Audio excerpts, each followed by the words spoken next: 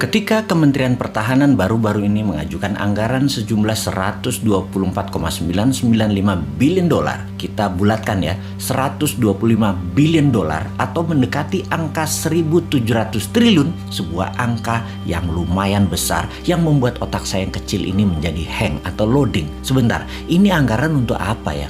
Beli senjata atau bikinan senjata dalam negeri nih. Grand Plan pertahanan negara arahnya bedil-bedilan atau model Tiongkok, menaklukkan negara lain tanpa bedil, pakai smart dan soft power, bukan hard power. Kita semua tahu hard power itu old mind, kuno, harus dikombinasi dengan soft dan smart power, model Tiongkok lah. Beli pejabat negara lain, kasih pocket money, kasih pinjaman lunak, dibangunkan apapun yang sifatnya jangka panjang dan seakan penting di negara tersebut. Misalnya nih ya, negara tetangga kita banyak tuh pejabatnya yang kena strategi smart powernya Tiongkok. Rakyatnya kemudian dinina-bobokkan dengan narasi. Dan untuk negara kita yang pejabatnya NKRI garis lucu semua, hanya ketawain negara tetangga itu. Seru ngelihatnya. Bener deh, kasihan anak cucu negara tetangga itu nantinya ketika tidak ada narasi yang bisa dibangun untuk bisa menahan kebenaran kelak.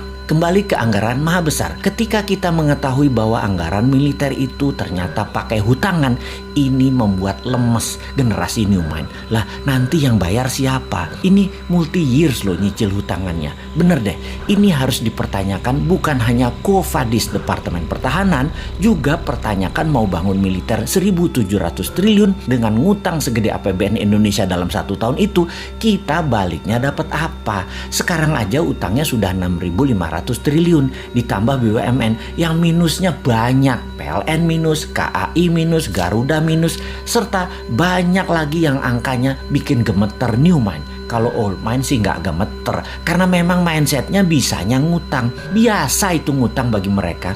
Oke, kita yang bodoh ini mau nanya, ini arah militer Indonesia mau kemana ya? Kita tanya, anggap semuanya buat beli alat utama sistem pertahanan, alutsista. Ini kita mau defense, mau bertahan atas serangan dari negara mana? Apa bentuk serangannya mereka emangnya? Sehingga beli penangkisnya apa? Oh oke, kita mungkin mau menyerang. Mau menyerang siapa? Wilayah mana yang mau diserang? Yang mau ditaklukkan? Papua Nugini, Pasifik Selatan, Australia, atau Malaysia, atau kemana? Tiongkok mungkin kita mau taklukkan. Pakai apa penaklukannya? Apa yang didapat dari serangan keluar tersebut? Misalnya mau menaklukkan Tiongkok, kita mau ambil hartanya Tiongkok, mau ambil cewek Tiongkok, atau mau ambil Malaysia supaya kontrol Selat Malaka 100%. Mau kemana kira-kira bos?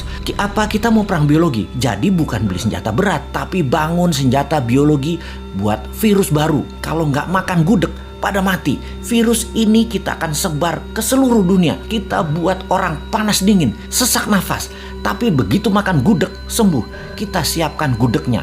Agen-agen di seluruh dunia, negaranya kita kendalikan. BPOM di negara lain kita mainkan agar gudeg lulus BPOM mereka. Dan makanan lain yang mirip-mirip gudeg gak dapat izin BPOM di negara lain tersebut. Kemudian kita sebar lagi virus lainnya lagi, yang obat penangkalnya rawon. Kemudian virus yang obat penangkalnya empek-empek, nasi padang, dan lain sebagainya. Nah, kalau perangnya begini saya dukung dah. Atau kita beli HARPS. Kita ubah cuaca, kita bikin Papua ada salju agar Indonesia ada 4 musim di Indonesia bagian timur. Di Maluku, Nusa Tenggara, Papua ada salju. Bayangkan di Maluku dan Nusa Tenggara ada salju, ada pantai.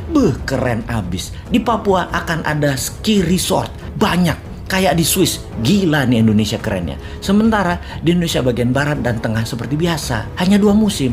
Lupa, ada musim pilkada sama pilpres ya, sama musim duren. Maaf nggak kehitung. Tapi ini tapi loh ya, saya ini yang bodoh ngaku pinter nan sontoloyo selalu curiga kalau ada anggaran multi years sampai jabatan selesai masih ada kewajiban yang ditanggung renteng. Maksudnya begini, di akhir masa jabatan presiden sebelum ini ada juga lembaga yang last minute kira-kira 2 tahunan terakhir masa jabatan beli alat-alat multi years sampai 10 tahun ke depan. Sehingga pejabat di presiden baru Pak Jokowi periode 1 departemen itu anggarannya hanya untuk membayari utangan dari kebijakan multi years pejabat sebelumnya. Bahkan sampai sekarang masih nyicil sehingga departemen itu kering sekarang.